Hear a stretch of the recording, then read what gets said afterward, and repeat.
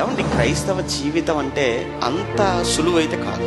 క్రైస్తవుడిగా జీవించడం మీరు అనుకున్నంత సులువు కాదు. అయితే మీరు అనొచ్చు, లేదండి చాలా సంతోషంగా ఉన్నానండి అని.